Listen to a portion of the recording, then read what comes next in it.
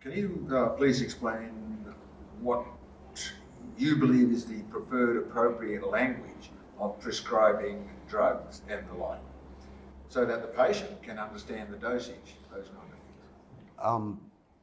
I haven't done a lot of that prescribing, but taking me personally, I know there was a time I got a script and I had to ask the wife. I read it and I wasn't sure if I interpreted it right, so I got her to read it as well. So, and we both agreed in the end that it must be whatever it was. We worked it out. But I just thought it was unnecessarily complicated, and it was written in very small writing, so I would say to do things, to do it in very plain English, take a tablet with your meal every 8 hours or something, and explain it to the patient.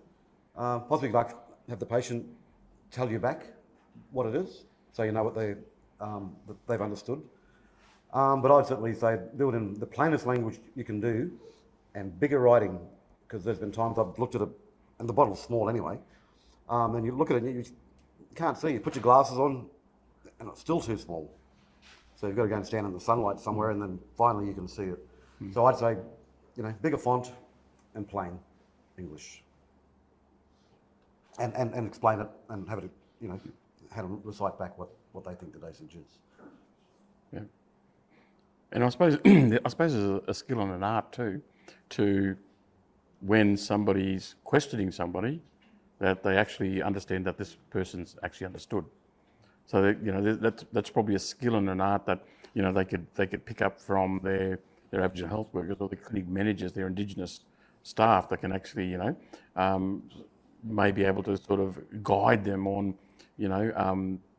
indicators like movements or not listening, or all these sort of different reactive sort of things that that you have with your body or through speech. You can actually still pick up whether this person hasn't really fully understood, and that's where those that's where I think it's good for to get the Aboriginal health workers in to help with making sure that yes, the recipient or the client has actually understood exactly what you've said. Yeah, because sometimes they might be saying yes like that. Yeah, they don't want you to think that you're silly by you saying no. So yes, get your health worker in to help explain and make sure that they'll read the body language and make sure they can even explain it in Creole or broken English in a way that they can understand it. Yeah, I think the most issues that you find with understanding with our clients in the community, or in general, every Aboriginal Torres Strait client, when you talk to them about them taking medication, they say, yes, the doctor gave me 2 tablets. Medication is the medical term or clinical term that they use from the doctor to prescribe a medication script for the client. But what the doctor gave them was a tablet. So you speak on their terms. So what is your tablet for?